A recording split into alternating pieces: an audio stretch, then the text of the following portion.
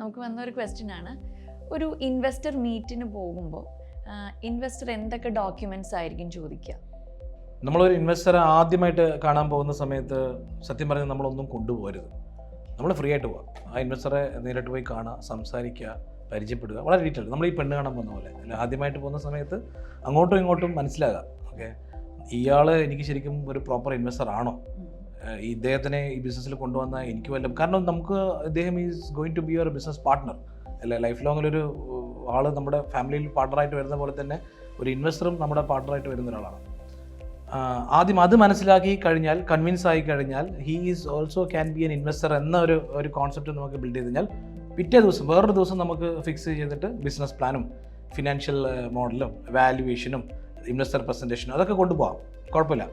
കാര്യം അല്ലെങ്കിൽ എന്താ സംഭവിക്കുമെന്ന് പറഞ്ഞാൽ ഇൻവെസ്റ്ററുമായിട്ട് നമുക്ക് ഇഷ്ടപ്പെട്ടില്ല, ചെറിയൊരു കാരണം മതി ഈ പ്രൊജക്റ്റ് ഒന്ന് അദ്ദേഹം ഒഴിഞ്ഞു പോകാൻ.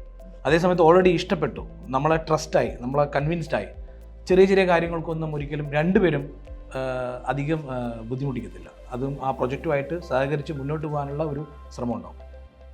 Fintaxman, the mentor your business needs.